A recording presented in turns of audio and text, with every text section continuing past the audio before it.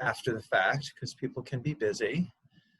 And now that it's 6:36 and John has his tech on, I'm gonna give him an introduction. I've known John for a long time. John has been involved in transportation policy in New York a hell of a lot longer than I have been, from his early days, I think, with Tri-State Transportation Campaign. That was before you became Executive Director of Transportation Alternatives? No, after. It was after? Okay. John was doing a lot of the heavy lifting and a lot of the heavy policy work behind the transformation wrought under the second and third Bloomberg terms under Jeanette Sedek-Kahn's administration at the Department of Transportation with respect to bike share, with respect to traffic calming measures and bike infrastructure, with respect to some of the pedestrianization initiatives. John has really left his mark on New York City in a way that few people have. And so it's therefore remarkable that he is so little known, but a testament to his humility that, that's the case. He also loves to bike, not only just in general, but I understand he's a pretty accomplished racer as well out at Floyd Bennett Field. So I think he has a tremendous amount to share for our group here at New York Cycle Club with people who love the bike, who many of whom enjoy racing, and we have our new racing division within the club that we were trying to promote until a certain virus came along. And for all of us who are scratching our heads and trying to figure out where we fit into things and how we kind of hold our city together with all of these rolling crises that are kind of sweeping through the pandemic, the sort of coming to consciousness over police misconduct, which was a long festering problem that was neglected for too long, the dramatic fiscal crisis that's been triggered by the pandemic, and all of the attendant issues. We're really kind of at an inflection point, and it's really at this time we need to go to people who have the long perspective, like John, who've been thinking about transportation policies for so long and spend their, I think, all their waking hours, you know, consulting information feeds from the four corners of the earth about what other cities and other countries are doing to try to navigate some of the same crises we're facing here in New York. And they're getting some very different answers and taking some very different approaches than we seem to be here in New York. So that's all by way of framing. I'm just going to leave it to you, John. Thanks. Cool. Thank you, Steve, so much, and thanks to everyone who's logged in and is you know, here for this conversation. I have some stuff I want to present just to give my sort of point of view of where we are today. And what I'll do is I will try to whip through those things pretty quickly. I can talk fast and I can show pictures quickly. So let me do that. And then we can get into more of a conversation about it. Let's see if I'm, Steve, can you see these slides now? Yes. Title slide. Okay, so, you know, the pandemic is presenting a really interesting situation that we had not expected at all, of course, at the beginning of 2020. And that is because people are riding bikes in unprecedented numbers in New York now. And I think it's, you know, it's showing a couple of things. One, we need to respond and help those people. Many of them are new cyclists. Many of them took to bikes in the spring when we were enjoying very low traffic conditions that certainly are not still the case in, say, my part of Brooklyn. I'm sitting in Greenpoint. Manhattan is a little quieter still, I think, than normal, but Brooklyn is not. And I think people are showing that they're taking to cars in huge numbers to avoid transit. I rode across the borough around 4:30 this afternoon, and it was really like normal rush hour in Brooklyn, and maybe a bit worse with traffic. So not only do we need to help people who are trying bikes and using bikes, because it's been a city policy for a long time to at least say that we're promoting bike riding as efficient use of space, sustainable transportation, good for health, et cetera. But we're also showing what the city could be if we do give people those low traffic conditions and we do give people safe places to ride. And we really need to, as a cycling community, to embrace that, grab hold of it, and really push it hard as yet another argument for why New York could be one of the world's cycling capitals. The Times ran this piece in early July, and I really love the headline because it asked the question that I've been, grappling with for 30 some years. What is it going to take to make us a bike-friendly place? What is it going to take to take the incredible density that we have and the transit and walking orientation that we have, and translate that over to bikes? And in this Times article, and the reporter was great and very thorough. Sort of took the fact that she could find bike shop owners saying, look, we did 2 years of business during May. We did 2 to 3 years business during May, and now we're having trouble finding stuff to sell people. Taking that situation and then broadening it out to the sort of policy questions, or how do we preserve the space that we're now finding to ride bikes in the city, and how do we make this really work when people start going back to offices, which is starting to happen. I have friends who are starting to spend a few days a week in Manhattan at their office. And how do we do that? And I'm actually quoted in the piece saying, so far we're really blowing the crisis as far as biking is concerned, because by early July, it was clear we weren't going to get a kind of quick response to really grab some of the street space and link it up into the better connected bike network that ordinary people need to ride in a crowded city. And that we didn't have a real programmatic answer.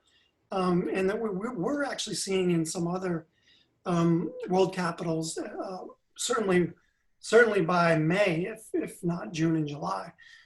So I think it's a good framing for this conversation, and it's still a good framing as we sort of engage our public officials this fall and this winter, and then certainly next year during the mayoral race. What is it going to take for us to finally become a bike city? The New Yorkers themselves are showing, what some of those ingredients are, and it's mainly safe places to ride. So just to recap where we were before we, met this sort of crazy, weird, unprecedented situation. The city under Bill de Blasio has an aggressive traffic safety policy. It has a bike program. It's been putting out a lot of mileage of protected bike lanes. It's not a very well connected set of protected bike lanes, and it's clashing, very much with the rise of Uber and the resurgence of car traffic in our city. The dramatic increase of delivery trucks on our streets, all these other trends. We're adding up to a really deadly 2019 where we saw 19 people killed riding bikes on our streets. And, a real outcry from our community. This is the July die-in in Washington Square Park, where we really put the mayor on notice that, we had to get more. We had to do more to protect ourselves. He couldn't just keep resting on his laurels from 2013 and 14 saying we're going to embrace Vision Zero and, really, change the trade-offs dramatically in favor of street safety. We've seen some progress in that regard. I don't think it really lives up to a kind of radical Vision Zero city at the moment, and certainly not last year. But we got some new plans and some new recommitments from the city out of this crisis last year, including a new plan to really, put out more mileage of protected bike lanes, more attention to bike parking, et cetera. And, we had seen a lot of sort of areas of policy sort of fall away, with the exception of the city's focus on bike lanes. And at Bike New York, I've been trying to bring more of that back so that we're, sort of pursuing a more holistic and integrated strategy around cycling in the city. Nonetheless, I think, in terms of the bike lanes that we do get in the city, the paint stripe lanes have sort of, I think, served their purpose over the last 10 or 12 years. And they're really, not terribly useful now. We know they're going to fill up with cars immediately. And, and with the double parking, the Uber drop-offs, the truck traffic, they're just completely overwhelmed, and they don't create new bike riders. The protected bike lanes, where we do basically take a moving lane and protect the bike lane with a lane of parking, they're working pretty well, and they're kind of time tested, and we're getting more new ones of those. There's one on 6th Avenue that's in progress now. There are a variety of them in different parts of the city: Flatbush Avenue, 4th Avenue, parts of Crescent Street in Astoria, to name a few. Steve. Yeah, I'm just going to jump in because knowing our audience here at the New York Cycle Club, you probably know them pretty well too, John. What I hear often about protected bike paths from road cyclists, which is the bulk of the membership of NYCC, people who identify that way, is that they are more dangerous than driving with than riding with the motor vehicles because you're trapped. And there's too many hazards, and the condition of the roadway is more dangerous towards the margin than it is towards the vehicular lanes.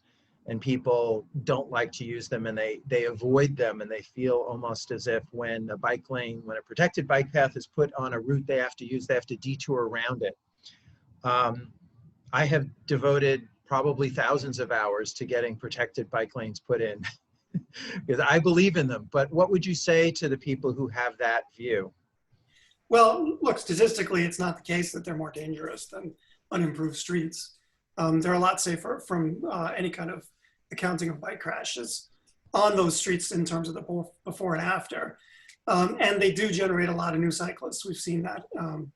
We've seen that to be the case. And look, frankly, every bike racer I know who goes from Brooklyn up to the George Washington Bridge, they take the West Side path, and that's a little different than a parking protected bike lane, but it's just a lot more relaxed to be amid other bike riders and pedestrians than to be duking it out with traffic for 200 blocks. So look, if you don't want to be in the protected bike lane, that's fine. And yes, we are looking at some real capacity problems with some of our bike infrastructure today, especially on the bridges. But I'd say also, the East Side bike lanes today at rush hour can feel very crowded, and it can be hard to pass. But I don't know, I use them a lot, and I don't mind relaxing in those lanes at the time, and I'm perfectly willing to duke it out with traffic when I need to as well. But look, here's the problem. We have these bike lanes, and they do serve commuter and transportation cyclists just fine, except that they are often blocked with other things that aren't bikes. And that's including the protected bike lanes. So this is a little bit of a sensationalist photo for this article, but what it's really about is a Hunter College observational study, the best one we've seen yet, which says even protected bike lanes are blocked at least once every 10 blocks, according to their broad set of observations that were released, sadly, like right before Thanksgiving last fall, so it didn't get much play. But it really just confirms what all of us experience when we're using those lanes, which is that we don't have a design that keeps cars out. We don't have a car-proof design. We don't have enforcement that could do the same thing that the physical lane isn't doing. Either way, we're not getting the job done. And there's some very, very serious design compromises that really keep our bike network from functioning much, much better and really creating that safe space that people are responding to this year with much lower traffic, at least during the spring and early summer. So, even in places where we've pushed hard to get more robust barriers, the city has all kinds of operational rules about street sweepers and emergency vehicle access that make the bike lanes so big that a truck can fit in them. These are bike lanes so big, that you can drive a truck through it. And so the trucks drive through it and they park in it and use them for delivery zones. So, look, why do we go through these, brutal battles at the community level and all the technical work to do these things when we just end up like this? These are some of the issues we were grappling with in 2019 before New Yorkers took to bikes, in record numbers. Even as we were expanding this network, there were conflicting signals about what was going on with cycling in the city. City Bike, for example, saw record ridership in 2019, but the city's traditional counts on the East River bridges of bike riders actually peaked in 2016 and went down for each of the next 3 years before turning around this year in dramatic fashion. But, there was some sense that we weren't actually, on top of it and continuing the good trend that we had seen since the mid 2000s for more and more people riding bikes in town. And we had started to really dig into some of these issues with the city council. It was very hard to get the administration's, attention on any of these kind of issues, but policy making had really shifted heavily towards the city council. And we were starting to dig into these things, even with people who weren't on the transportation committee, but on the sanitation committee, in terms of some of these operational rules that were compromising our bike lane designs. And really, as I said, trying to get back on top of some of these issues that had gone by the wayside during the sort of Vision Zero focus. Why are we installing only, a third of the bike racks that we're installing, 5-6 years ago? Why are we installing the same number of bike racks as Seattle installs every year when our city is 8 times the size of Seattle? And, we got some response, partly because of the high profile of all the fatalities, but partly because of the fact that the council was really willing to take, the reins on policy. So the council under Speaker Corey Johnson's leadership in November passed the street master plan legislation, which called for a big step up in terms of the numbers of bike lanes we put out each year, and some other things that would sort of reduce the car orientation of the streetscape. There are unresolved budget issues around some of the targets in there. There are quality issues that still need to be grappled with, the things I've just been talking about in terms of the bike lanes. There are agencies other than DOT, as I mentioned, sanitation, certainly the police, parks, EDC, others who really affect the streetscape that would need to be brought into this tent. But it was a big start and a big change. The way the law was written, in negotiation with the mayor, really wouldn't be a task or something undertaken by city government until the next administration. Some people criticized it for that.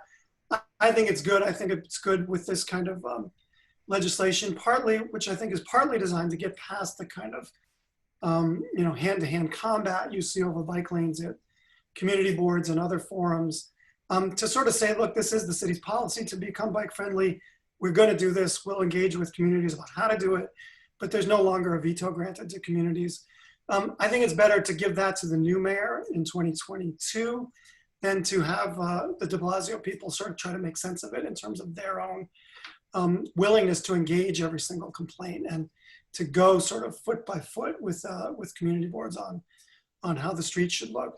But anyway, we don't know what this is going to look like post-pandemic, but it is where we were sort of at the end of last year, looking ahead to a bigger bike network, a better connected bike network, and hopefully more focus on quality, although that still remains to be seen.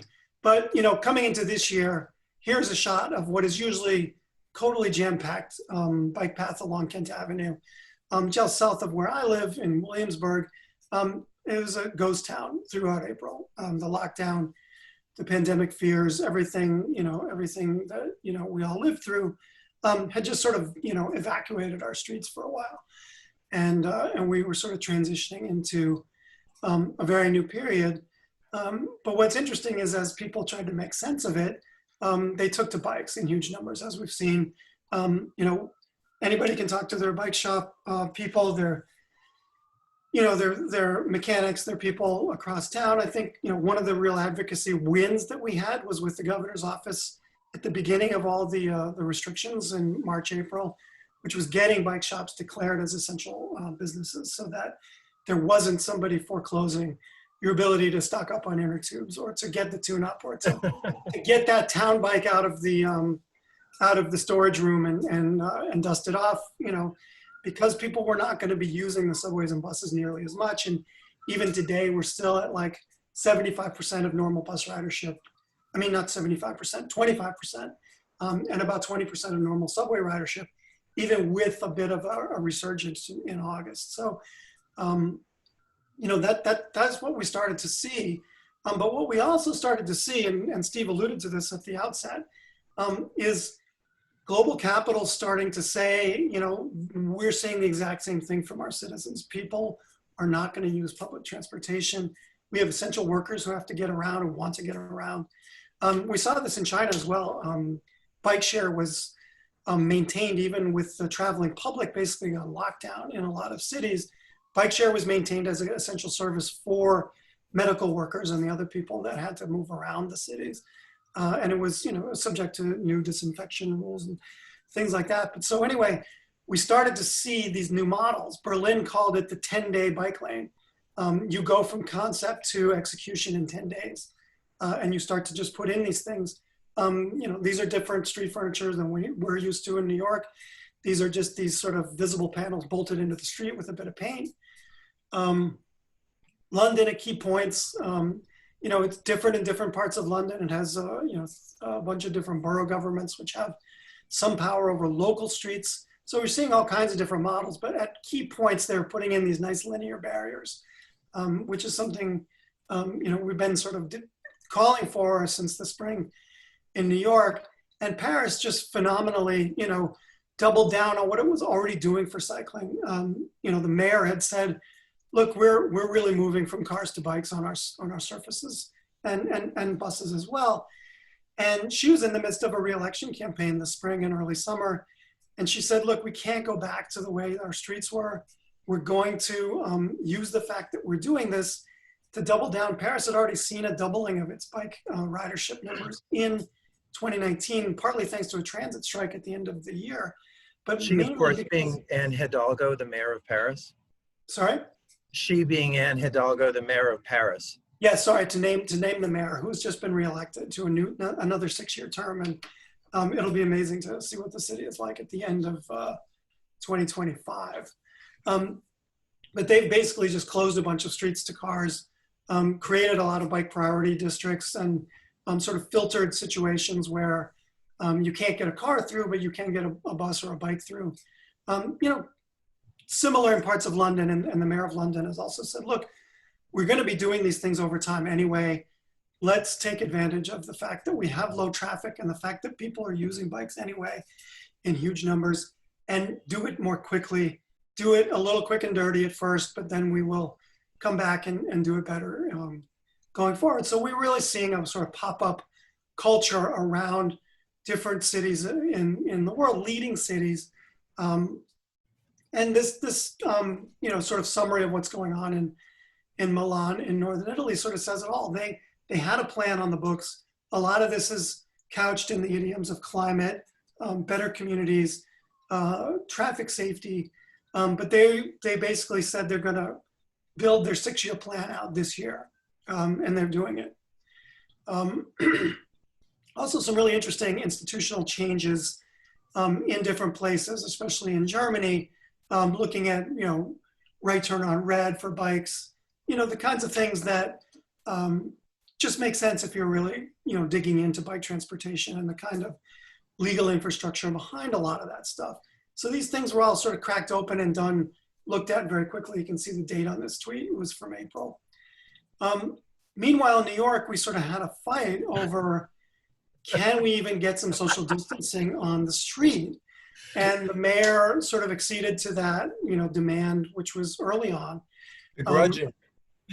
And they did a very heavily policed sort of very small set of streets in different places. This is the example on Park Avenue. And they did it for a couple of weeks, and they said, look, it's a lot of cops, and it's cold, and people aren't coming out, and I don't know, whatever. And and then they canceled it, and they got very bad press. This is New York Magazine, of course.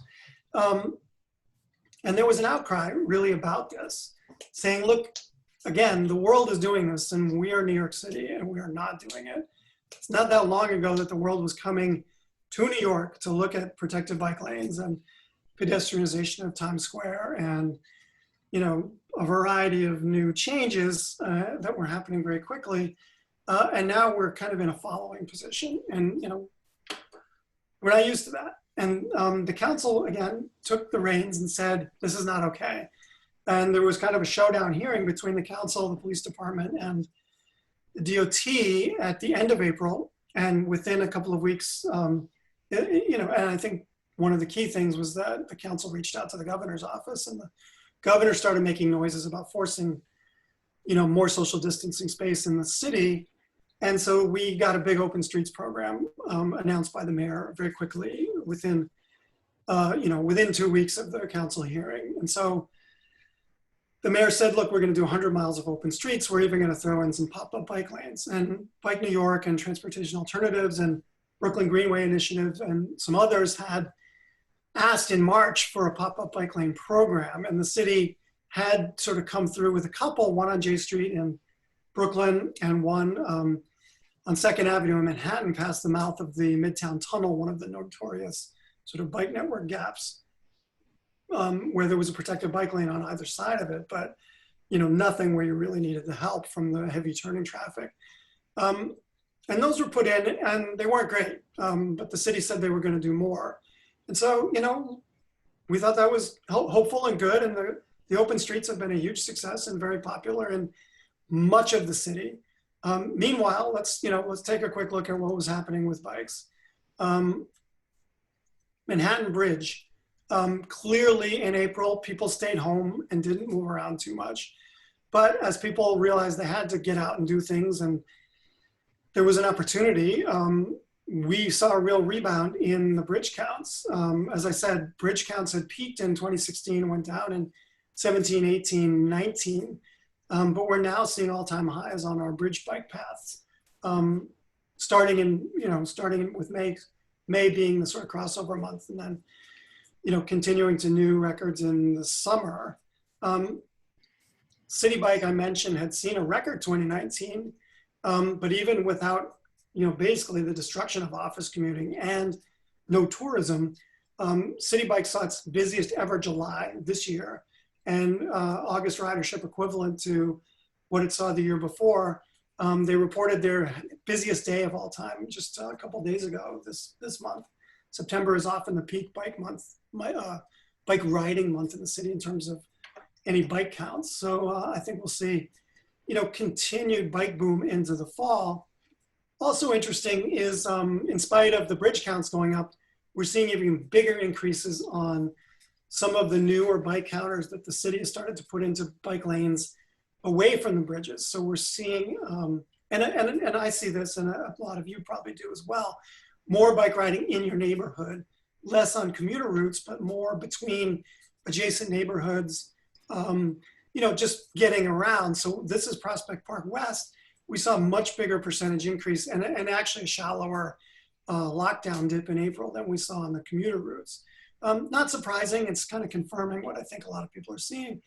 I'm starting to dig into numbers now for like Kent Avenue, Pulaski Bridge versus the Williamsburg Bridge, and I expect to see something very similar. Steve?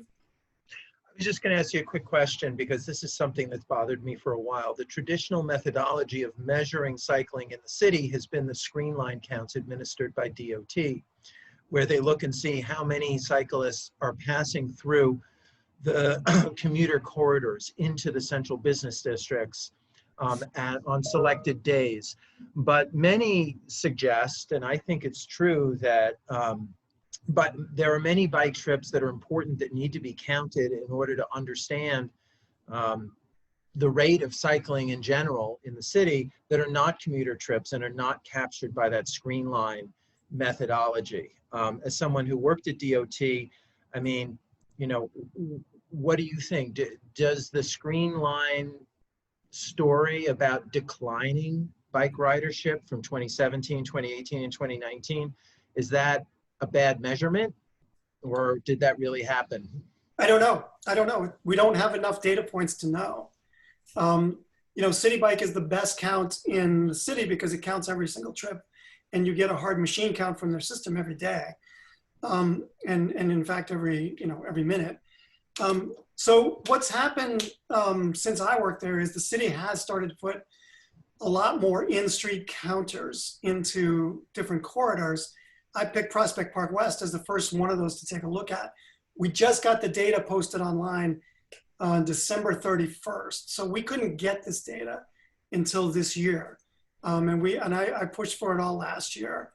So it's finally part of the city's open data policy. So we're making progress there. So there's now about 17 counters in the street. in the city, including the East River bridges. But again, most of them are in Manhattan. Some of them are still on the screen line, I think partly to calibrate the old screen line count. So there's a bunch of them on different avenues at 50th Street, which was one of the old counts. But there are now some that are further from the central business district. So Prospect Park West is one of them. There are newer ones up on, I want to say like 78th and Columbus, 78th and Amsterdam. They're pretty new, so I don't have like any numbers from them from last summer. They just got turned on like October last year. But we really need them like out on Queens Boulevard and, out on Flatbush Avenue and in different parts of town and out on like the bike path that runs, along the Shore Parkway under the Verrazano and along, Jamaica Bay. And I think we'll get there, but I think we should also be doing more systematic, hand counts. The city used to just pay people to sit up on the bridges with clickers, and we can still do that to get more. And the city does some counts in corridors when they're working on a project, but those aren't sort of systematically stored or presented anywhere. And I think we should just be doing more surveys. A lot of the surveys that we've seen in the past are very, very broad brush, like how many New Yorkers use a bike like once a month. And we could do better. And certainly as the working population of delivery cyclists has been exploding in the last few years, we should get a more accurate count of like what percentage of bike traffic are those guys representing, and just get a better sense of it. Some of the surveys say recreational cycling is still the greatest use of that. And I think that's great. And one of the things I think the city should be messaging more is that, look, a protected bike lane is not just a commuter tool or something for somebody going 15 miles on a bike, but it's also a community asset and a place you can take your kids. And it's almost like a linear park in a lot of respects. And we ought to be sort of talking about the different uses those things can serve as well, in sort of promoting them. But that's all getting aside from, what we were seeing New Yorkers do this year. So I'm fascinated to look at this fall and see, what's going on as we start to reopen a little bit. Will the commuter routes come back? I don't know. I suspect the cycling in communities will continue to sort of predominate, because I think the commuter market is going to come back very slowly. So New York did do some pop-ups after the mayor announced those things in June, or at least they announced the pop-ups. Look, I'm very proud to have worked at New York City DOT. I admire many of the people who are there doing the work still. But I was very embarrassed for the city when it did this program with these very sparsely spaced traffic barrels, because this is actually designated as a pop-up bike lane, but you can see the mail trucks, the pickup truck, the one barrel on the street of West 38th. And some of them worked better than others, especially where the bike lane didn't fight parking. But this is Crescent Street in Astoria leading onto the Queensboro Bridge. People just moved the barrels and kept doing what they're doing. And this is going to be a challenge.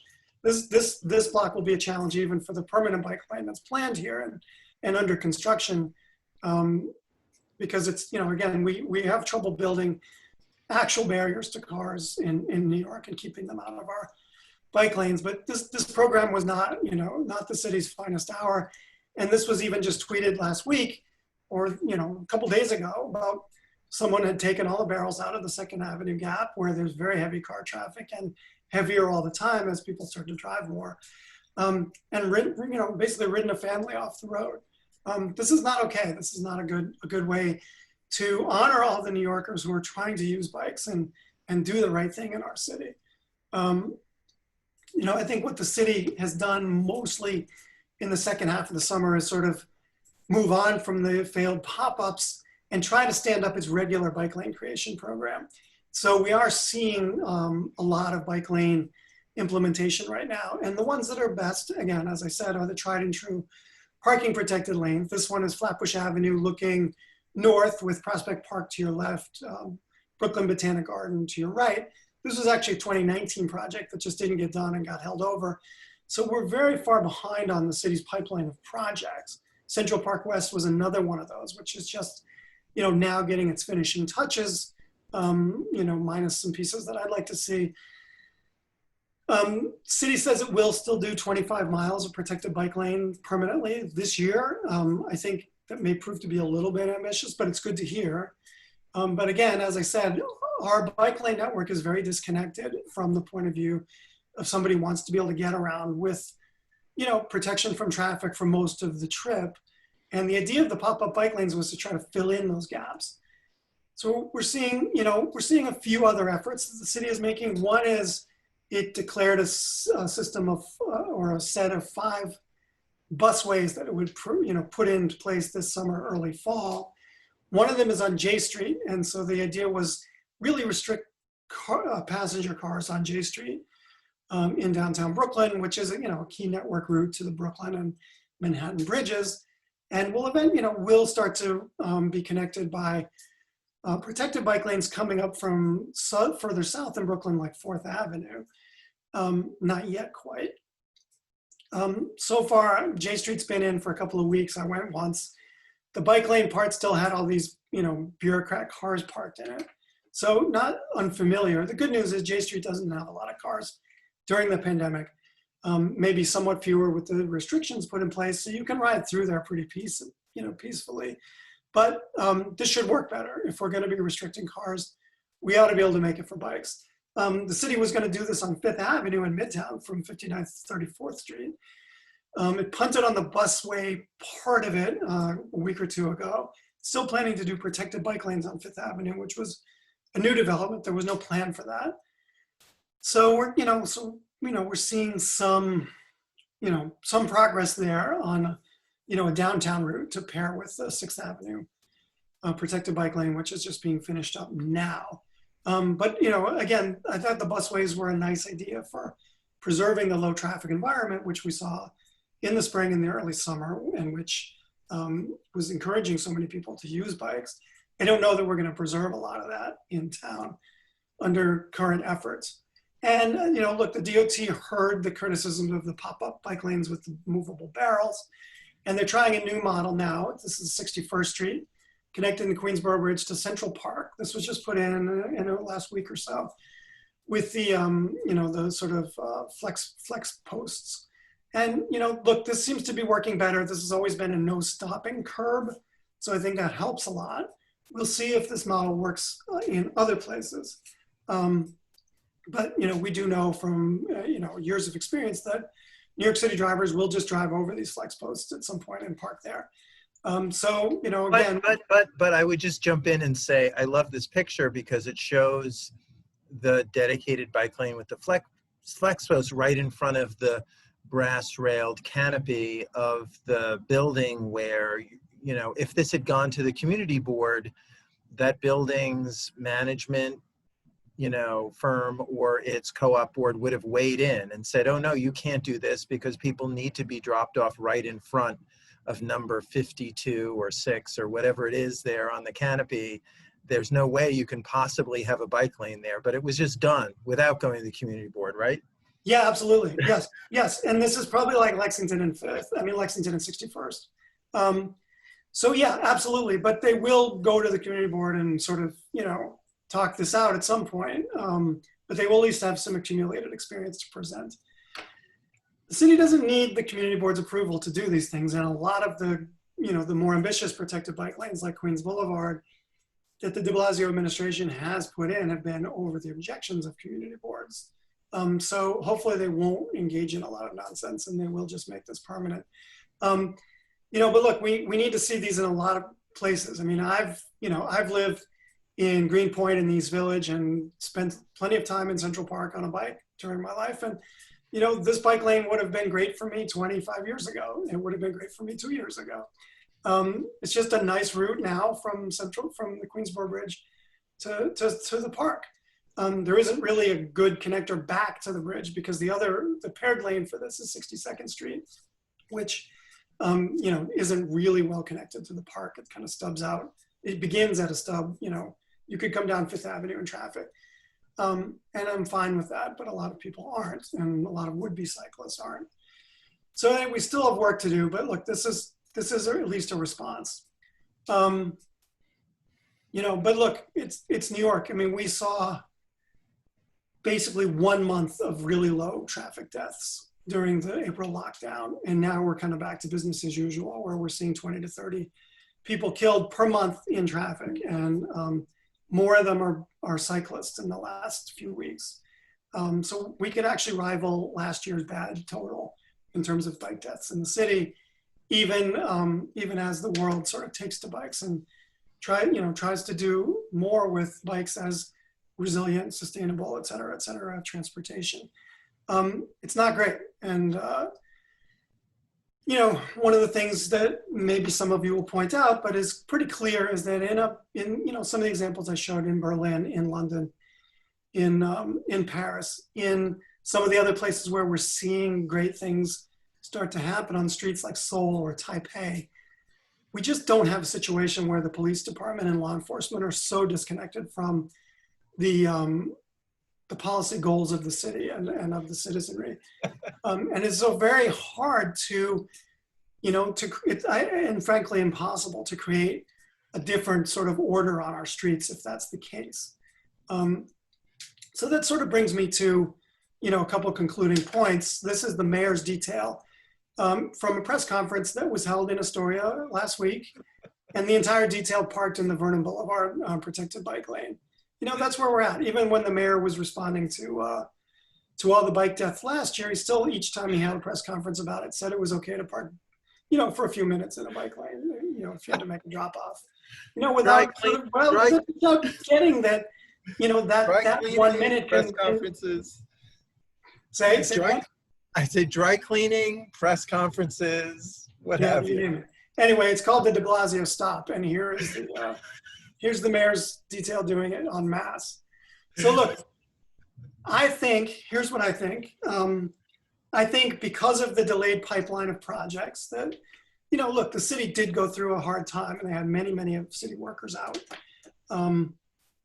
of work and not efficient because of office shutdowns during the spring. That's also true of Milan, Paris, and London, by the way.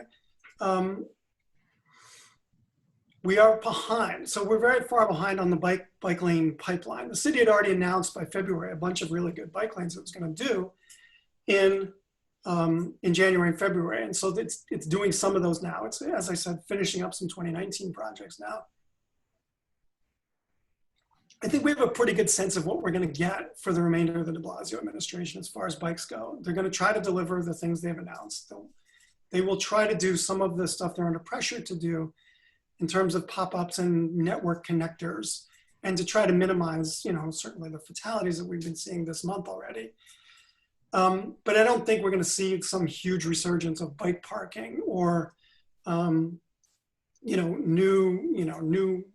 renewed sort of effort to control speeding, et cetera, et cetera. I think we're going to get what we're going to get. So I think in terms of agenda development, our best sort of efforts in the next year are with the candidates one of whom will be elected to mayor in November and take office in January of 22.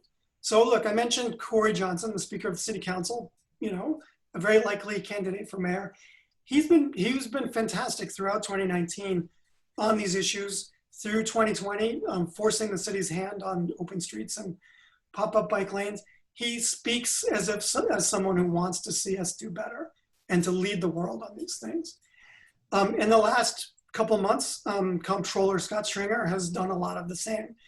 This is a press release from, a week ago, saying we're going back to school and we're not in the subways and buses. We ought to think about bikes. I think it's a tall order, what he called for, but we need to call for tall orders. We need to be ambitious, and we need to think of all the supportive systems that could actually support our kids riding bikes to school. He called for, a big attention to the bike network about a month earlier when he couched it in terms of the small business survival strategy that he was putting together. And he said, look, people need to be able to get to these places, and it's foot and bike traffic. They're going to drive them this year and next year. So I thought it was really interesting, interesting framing. It's something we found. We did research toward the end of my tenure at DOT, looking at tax receipts on streets that had seen traffic calming and bike traffic improvements versus similar streets that didn't in the same neighborhood. And the bike lane and et cetera streets really outperformed the other ones from a business point of view.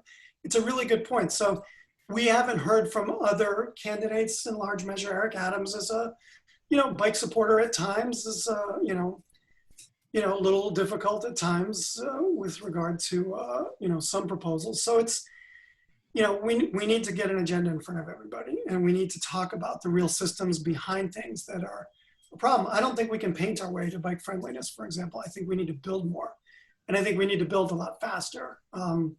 There's a bike path being built on Flushing Avenue a few miles from where I'm sitting, and the plans were handed off to the city's construction department like 12 years ago, and the project has taken like 6 to build, and it's still not nearly done.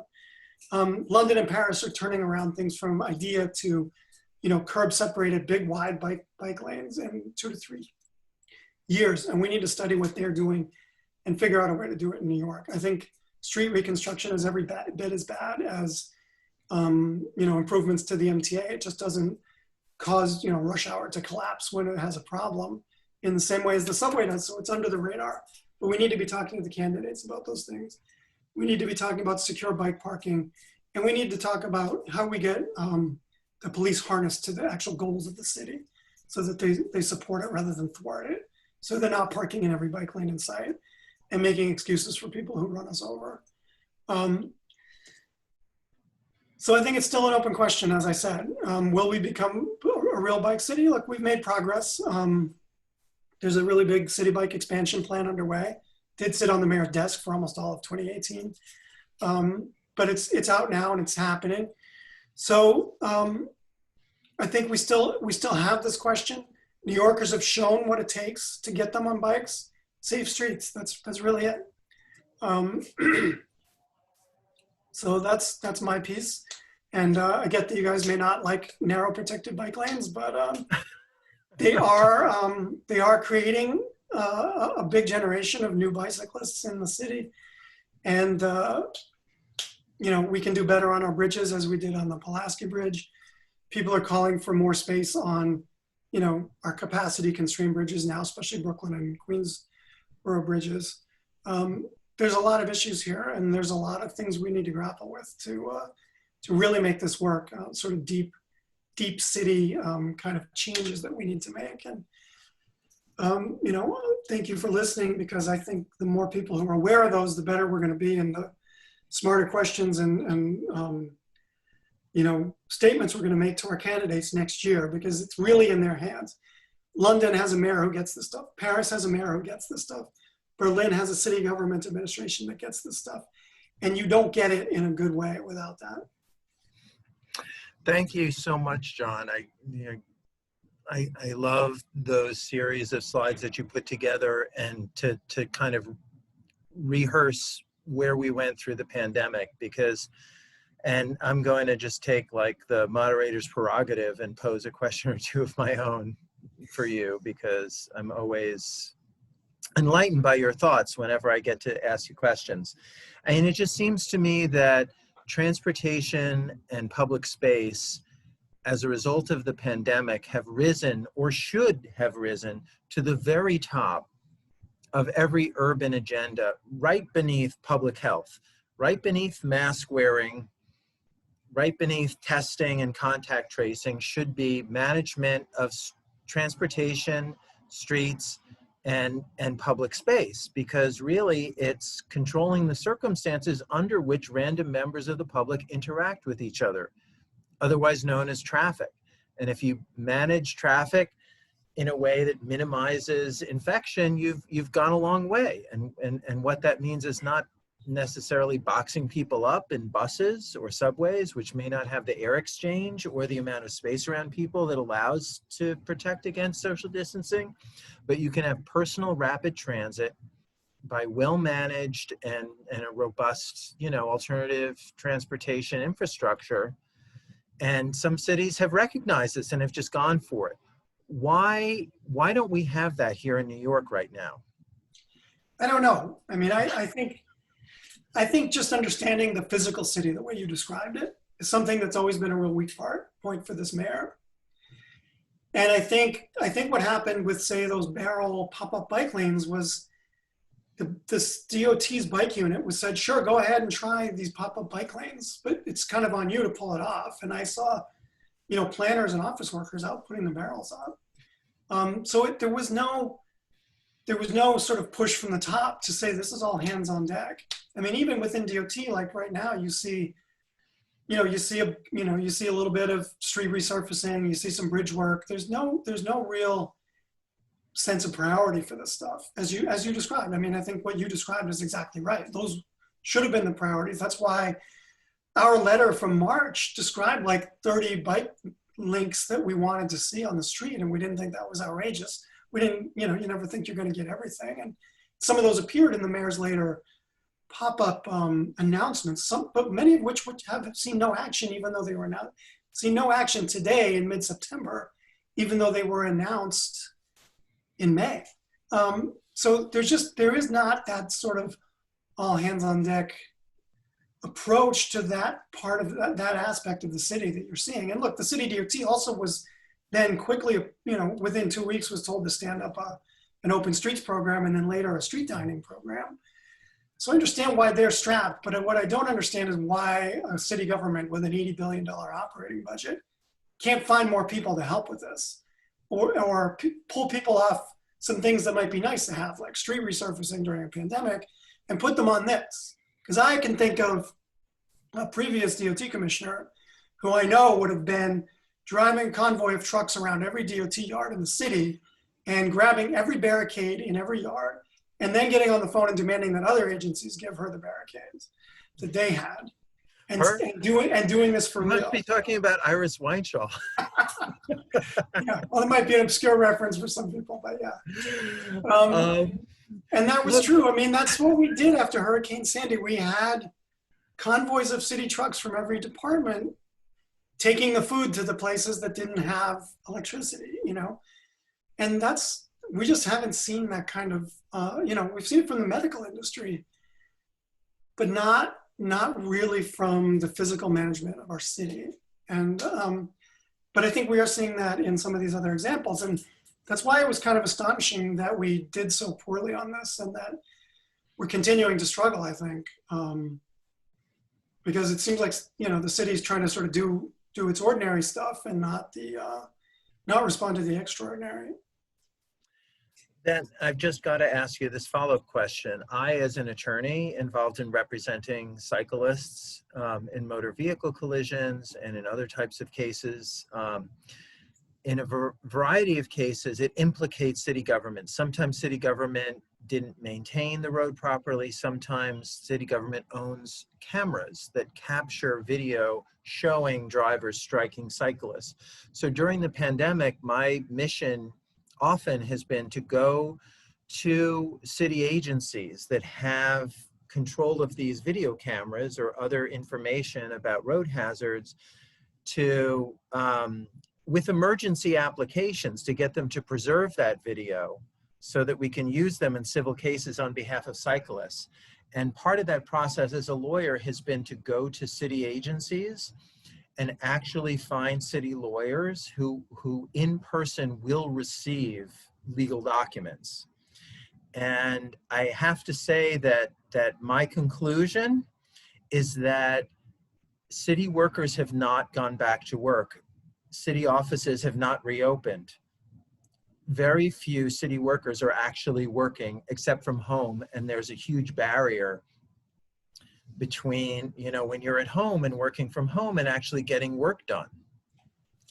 And that's my perception of what's going on at DOT. And,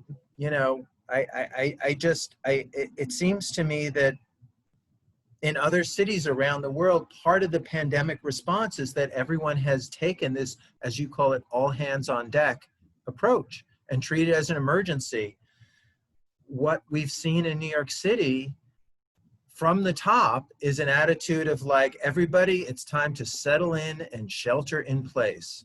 Take care of your family and wear a mask. Look, I know when and if you go out. I know British planners who are also sheltering in place under stronger lockdown rules than we had. and they're working from home, but the key is on the street, and they're out there when it's time to project manage. They're doing the barricade installation along with their, their work crews, and the work crews are on the street, and that's safe, and we can do that. So the key is getting people to come back to that work. And there are constraints, and I've heard some of this stuff, like if you're designing a street on AutoCAD, your home computer may not have access to that. So there are a lot of inefficiencies and things like that. But again, I don't think you want to design the street on AutoCAD. I think you want to just take a truckload of barriers out there right now and find the space. And having defined the space in the low traffic period, those cities are way ahead of us, and they will be for years as a result. Okay, I've just recognized Miles Lewis, who posed a question. He was asking about some of these deferred or current bike lane projects in Queens. He mentioned Queens Boulevard. We just heard some news recently today about Northern Boulevard. I mean, Queens is a borough where these giant traffic sewers, Queens Boulevard, Northern Boulevard, Atlantic Avenue, et cetera, are the only efficient means for getting out past the sections that immediately adjoin Manhattan. And if we're going to stimulate bicycle as a transportation mode out in Queens and in central and eastern Queens, we're going to do it by creating infrastructure on these giant, roadways that I guess for historical reasons just lead right into Manhattan, right onto the bridges, right where you'd want them to go, but don't have the infrastructure, and in fact are boulevards of death. So with that sort of background, Miles, I'm going to ask you to unmute, and I'm going to ask you to ask your question, because with a group like we have tonight, there's every reason for you to just pose it yourself. But since I've asked him to unmute and he hasn't, I'll just read it. Could you talk about the delayed continuation of Queens Boulevard bike lane from Jewel Avenue in Forest Hills to Kew Gardens? Why there can't be parking barriers that prevent cars from entering the bike lanes like other cities have? Is there a reason? Yes, I mean, there's those two things. So first, the continuation or extension eastward of the Queens Boulevard bike lane. And look, I will say, I think one of the greatest accomplishments for the bike network that has happened under de Blasio has been sinking these big, long, protected bike lane corridors from, more or less the East River down, out into the middle of Queens and Brooklyn, namely Queens Boulevard, and now in Brooklyn 4th Avenue, which still doesn't connect up to the downtown or the waterfront well, but hopefully could someday. But Queens Boulevard, that sort of additional section going east, is a special case that was held up, by the mayor, as I'm sure you know, for political reasons, and it was caught up with the council member out there, Karen Koslowitz, and the big fight over the post Rikers Island jail that they were trying to build in that vicinity, and it kind of got traded for the jail, basically, if you want to cut it short, and we were hoping, as I said, the city. Commissioner Trottenberg made announcements in January and February about the big slates of protected bike lanes that the DOT was going to do this year in Manhattan and Brooklyn, and they had not gotten to other borough announcements before we started going into the lockdown or shelter-in-place rules. And so those things were never announced. We don't know what was in the pipeline for this year. Queens Boulevard has been designed since probably 2017. You could pull it off the shelf anytime and do it. But it's City Hall's call, not DOT, because City Hall pulled the rug out from under it right before construction was supposed to start 2 years ago. So we don't know. That's the answer. What is going on in Queens that we do know about right now is a protected bike lane on Crescent Street. I showed you the barrels on the sidewalk there on the last block at Queens Plaza North. Some of it's parking protected. It was working well as a pop-up. The parts that weren't parking protected were not working well as pop-ups and may not work well unless we have a really good barrier sort of toward the bridge end of the street. And as Steve mentioned, the DOT is working now on Northern Boulevard. That is one of the pop-ups that was announced back in June. And so it was not subject to community review. They're doing something, and I'm curious to see what it is, because so far all that's gone in is paint. And nobody's gonna bike on Queens Boulevard who's not already willing to do it just because there's some paint. because it's, as Steve said, it's just like a nasty, it's like a Long Island, it's like Route 25 out in Long Island. It's like car dealerships and malls and lots of curb cuts and just unbelievable amounts of traffic. So if we get Jersey barriers or something, that I think will be cool. And that will be, again, another great new model pop up with a real barrier that will allow it to work. And, and again, that leads right down into Queens Plaza North. And so it could be a very busy route for people using the bridge. So we're hopeful. I mean, the other fight we've been having for a couple of years is getting a second lane on the Queensboro Bridge so bikes and pedestrians are not all jammed out into the same 10 feet together, even as bridge traffic sort of booms this year. City hasn't been willing to go out and just say, let's just try it because we can. They keep raising all kinds of objections. And I think the commissioner listens to technical staff who are reluctant to do things rather than pushing them and challenging them. And I think that's what's going on with the bridges. And, one of the points you mentioned that bears a little bit of amplification is that, Karen Koslowitz, the local city council member, played a role in the delay. Whether it had to do with prisons or concerns about bicyclists or what have you. This is a very important city or municipal election cycle that we're going into in 2021. And the bicycle forces, which have flexed their muscle in the electoral context in years past, are looking to do so again, notwithstanding the fact that we're discussing this on, all of these different 501c3 channels. We're all aware that there are electoral politics that go on and the role that they play in smoothing the way for good, sound policy arguments. It's like good, sound policy arguments are great, but they're not enough, right? No, you have to have the power as well as the argument. That's the argument. I would say that's really important. Now I'm gonna shift gears and show you something. When you called to ask me how do I log into this Zoom at 6:28 today, I was actually on the phone with a reporter from the Daily News who was running by me something that I had heard about only yesterday, which is a proposal that we will be seeing most likely tomorrow in the news about quote unquote decriminalizing jaywalking.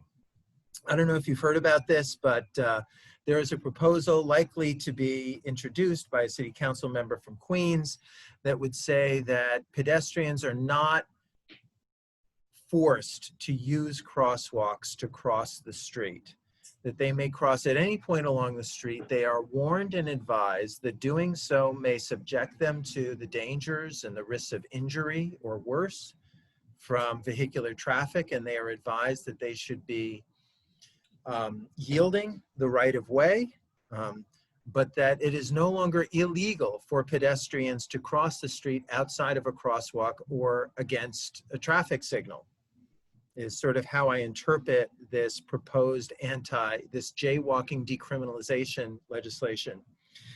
And, I'll just tell you for starters what my view is. My view is, number one, it's very hard for me as a cyclist to say, yeah, I'm in favor of it, because I really don't like the way pedestrians, runners, and other people on foot disrespect cyclists, take away, steal our right of way, walk right in front of us because they know we can't hurt them the way a car would. They know that we're as vulnerable as they might be, I think, in many cases, and are willing to play chicken with us. But as much as I would like to keep pedestrians in their place, I can't help but feel that this is an historic moment to turn the tide back to the 1920s or 30s, when motor vehicles first arrogated to themselves the public roadways, which for centuries before had been the exclusive province of non-motorized modes. So now this is up. We're gonna, it's a century-old policy that we have of motor vehicles run the roadways. Now we're going to take it away. We're going to say that pedestrians can cross anywhere they want. What do you think, John?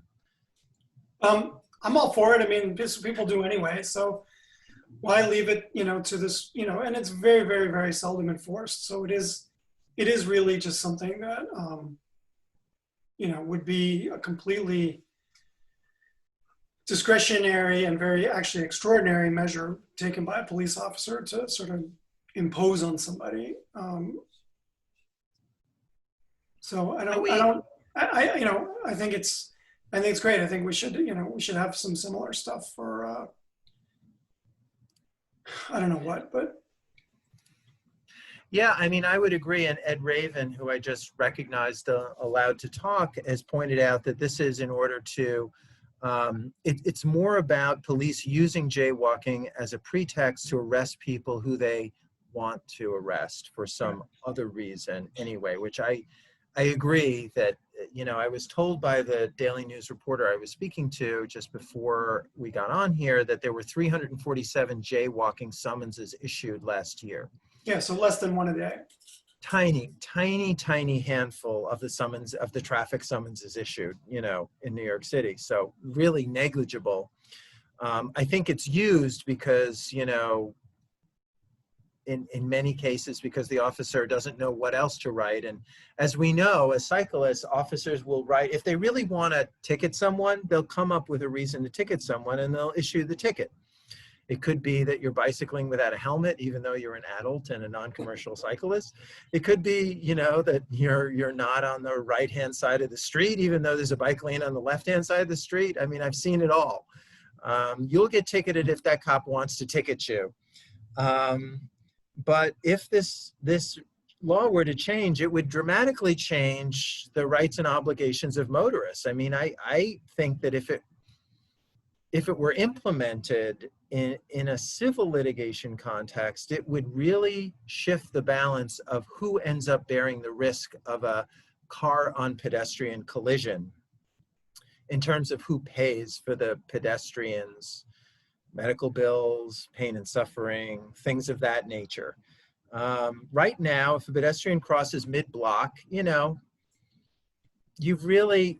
have much. You can get some nuisance value out of it. I'm speaking as a personal injury lawyer. I've done these cases. If this law were to be changed this way, it's really much more of a European system where it's like you have to make sure you don't hit people, period, if you're driving a car, period. I think it's great. I love it because drivers are so unaccountable now. Anything that increases it is good. I'd like to see bikes on sidewalks decriminalized as well because, again, it's something where it's less than one ticket a day. It's not something that's meeting a need. It's something that's used in very particular circumstances. Why don't you go ahead and join, Ed? What do you have to say? I would point out that bicyclists got a similar favor in the law done to us a couple of years ago when they allowed us to follow the walk signal instead of the red light so we could take advantage of the lean pedestrian intervals. And when I spoke to Councilman Reynoso about this, and he said one of the biggest reasons that he wanted this law to pass was because of minority bicyclists getting stopped by the cops for doing something that ought to be legal anyway. So I'm glad to see that the same philosophy is being expanded to pedestrians. But the underlying problem is still that we have a police department in New York City that's basically predatory on minorities, on bicyclists, on pretty much everybody who's not in the car, who they're not fond of at the moment.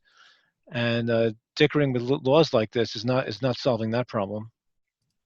Well, I mean, that's a really interesting point. And again, I have to ask John, and I'm putting you on the spot, but why is it that, what is the reason for the historical antagonism between NYPD and bicyclists in New York City?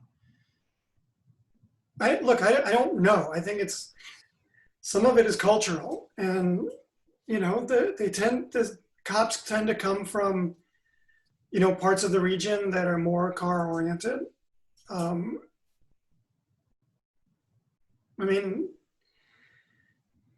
I think they come from parts of the region because they're more car oriented. I think like doing crazy bad things with cars is fairly normal to cops, whereas bicycling through a crowded environment with a bunch of drivers, and drivers look like they're the majority in New York, even though they're not. It's just because they take up all the space. There's sort of a cultural bias against it. I mean, it's not universal. I've raced bikes with cops. We've had cops in various Recycle a Bike and Bike New York programs working with kids who have been fantastic, people and good instructors and mentors as bike riders. But, that's not really the predominant culture. And, I think the sort of the antagonism people that they feel for cyclists is very clear in the way they just blatantly park in bike lanes all the time.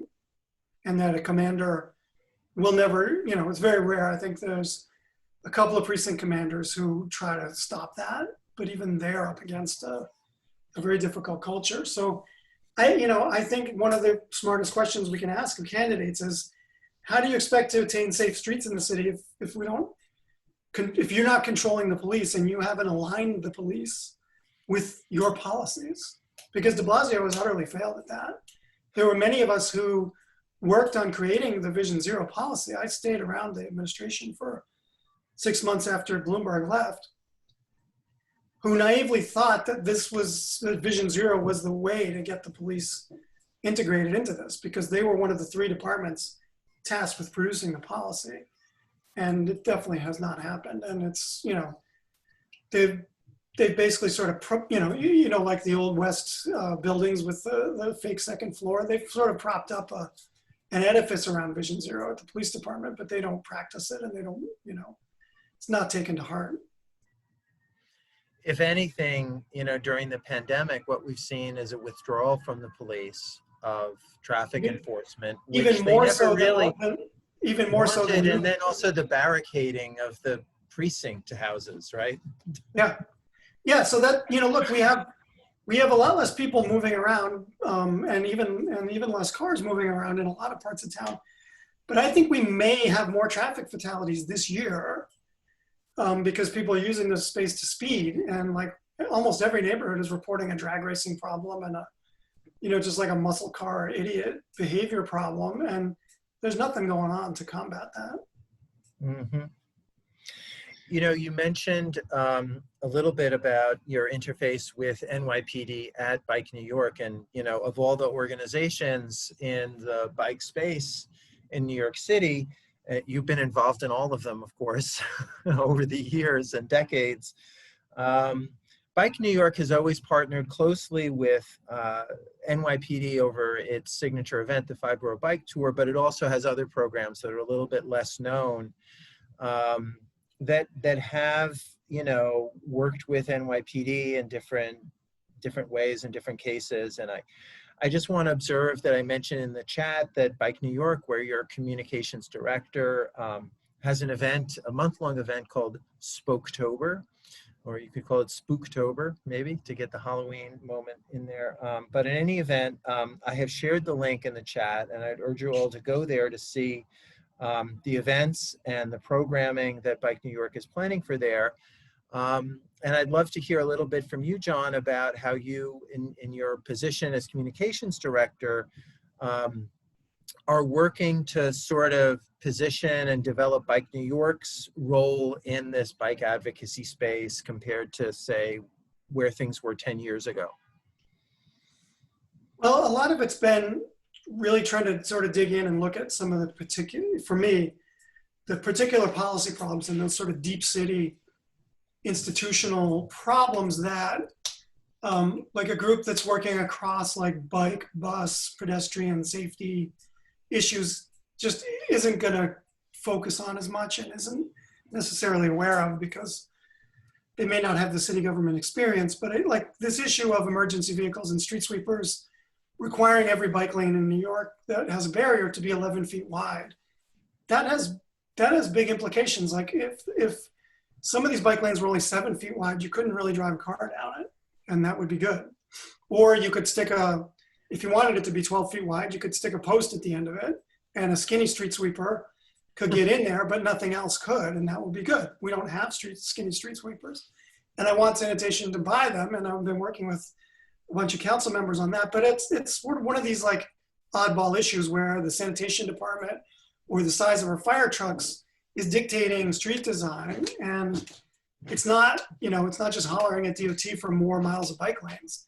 It's fixing something that DOT itself can't fix. It needs to be fixed at a higher level, either through legislation or legislative pressure or by the mayor themselves.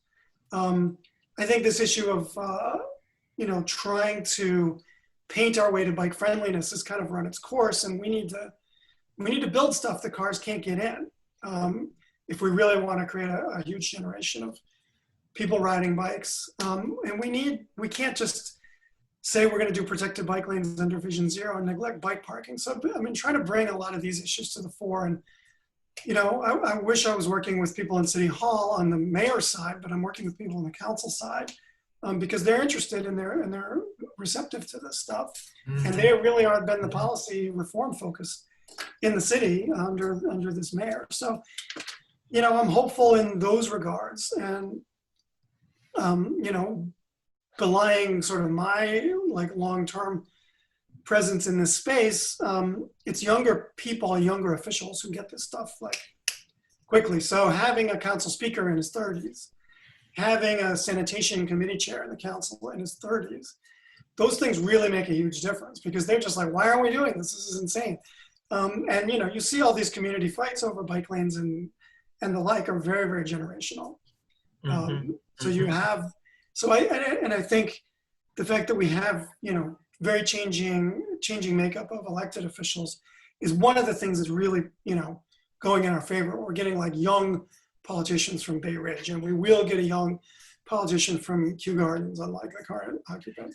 And that will change the conversation because those people, if they're willing to do it, they can frame the conversation and they can just say, look, community board, we're going to do this in some way, no more nonsense. And I'm not going to entertain all the usual crap. And that changes it dramatically. And I saw that up front with council members who worked with me on City Bike, because we had a lot of the same nonsense come out when we were going to stick 100 stations in a district. And the ones who cut that off early made our lives so much better. And it didn't take the mayor, it just took the local council member saying, this is happening, we're gonna do it. You can say how we're gonna do it, but you don't get to say no. And it makes a huge difference for somebody just to stand up to the loudmouths in their neighborhood to do that. But you'd agree with me that for us middle-aged bike advocates, that biking keeps us young at heart and makes us the natural allies of those younger leaders who are elected, who find themselves in positions of power due to charter revision and term limits and are out there running the various committees, introducing. I love those guys, and I'm happy to work with and help any of them, and also the younger advocacy groups and people in those groups. That's who has to make this stuff work, and that's who's delivering the ground game on this stuff. Bike New York employs me, but they're not employing organizers to go out and do this stuff. So that's who we as middle-class cyclists, middle-class cyclists need to recognize our natural allies in this and how much we need to partner and support with them, even though they have some other interests and issues that are going on in terms of the police that may not be easily digestible. This is a moment for us to seize and an alliance for us to seize. I think there are new people coming in who may not make this their issue, but who we can have great conversations with. And there are plenty of people in every neighborhood in the city who want this and who are practicing it themselves. And they can be activated as constituents as well. I'm going to ask Neil Weissman, I'm recognizing him here. I'm asking him to unmute, and he had an interesting question more about the discrepancy between the bold proposals you see in European cities and the contrast between what's happening in New York. Neil, why don't you just articulate your question? Sure. I was actually in the middle of changing a chain, my recumbent, which, if you can imagine, is like trimming the nose hairs on an elephant. But this is, I understand. I do look at London. I look at some of their studies. I'm just in awe of some of the stuff that they put to get to. On my website, Complete Shortage, there's a link called London. It actually links to about 10 maps. You're having some kind of technical audio problems. Sorry? You're having some kind of technical. Yeah, there's some feedback. If you're having an input, just turn off all of your inputs, make them mute and inaudible, and then just state your question. How is this I turned off my speaker system. So if this is better, just put your thumb up. And I can't see you. All right. I don't have a screen. It's good. Steve, let me come back to you in five.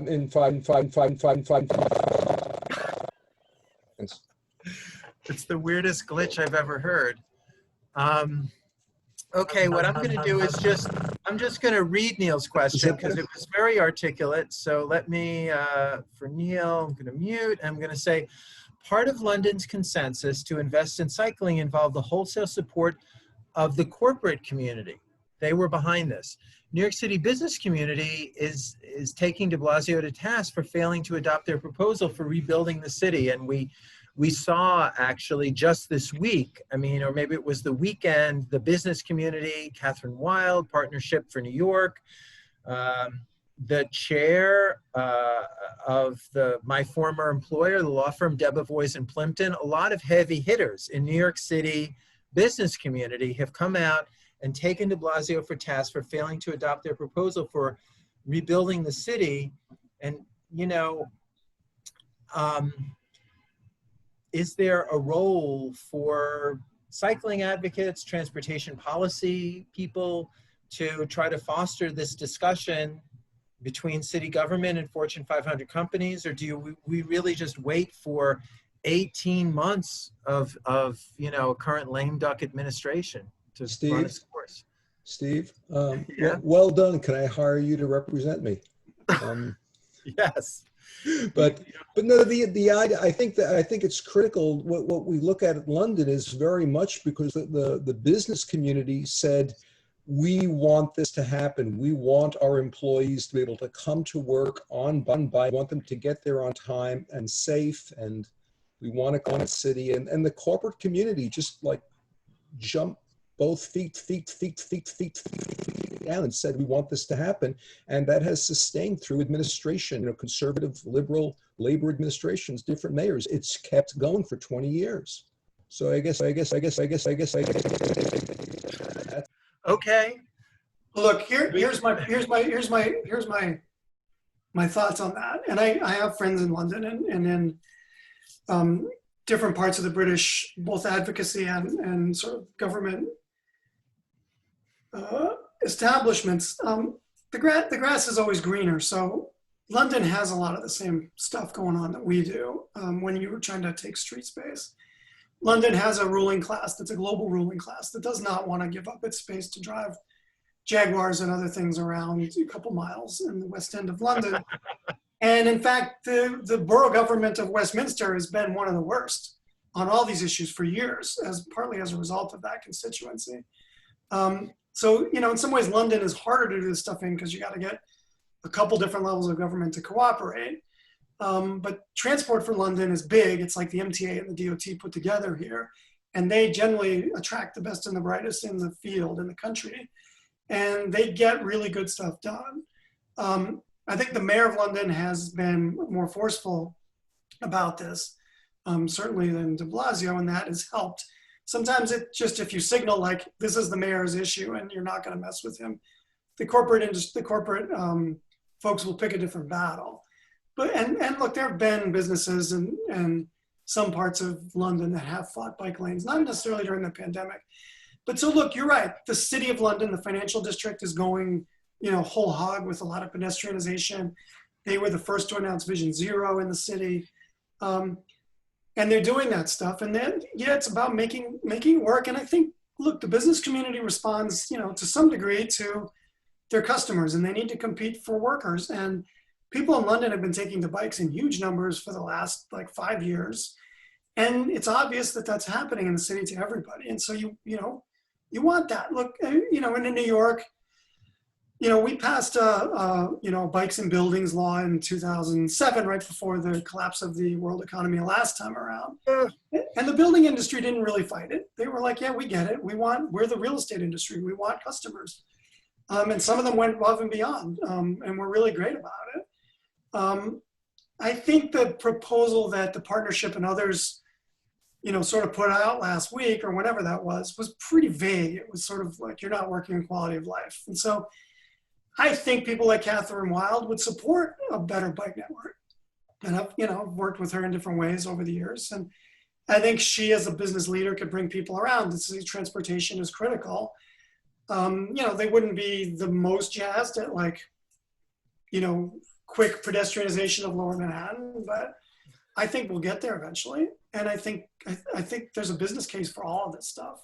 Stringer made it. I think Stringer wouldn't have done that without talking to people in the smaller business community that he was catering to there. But again, people get it. I mean, all those business groups are lobbying Congress desperately for transit aid right now because they know New York doesn't function around cars, and their workforces aren't going to come back in cars, certainly not efficiently. So I don't see why not. I don't see them as an obstacle, and I think, again, they're in business, and we got to get people back into different establishments. We got to keep people in the city with a high quality of life. They all get that.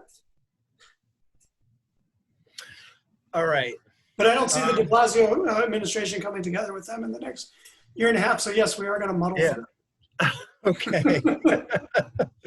So yes, thumbs up on the lame duck. Thumbs up on banging our head against a brick wall that represents an administration that we. Well, I would say put your energy into the candidates. Okay. That's my message. Well, that's a great way to end. Everyone who hears this live or recorded ought to be aligning their political activities and enriching and expanding their political activities to reflect their views as cyclists, as city dwellers, and as people who would like to see these transportation priorities rise to the top of the agenda as common sense tells us in a pandemic they should be, right after public health measures. And I really appreciate your time, John, and effort in putting together the presentation, which was just really superb and provocative and stimulating, and the question and answer afterwards. And I think we're done for tonight. Cool. So thank you guys. This was great. All right. Good night. Take care.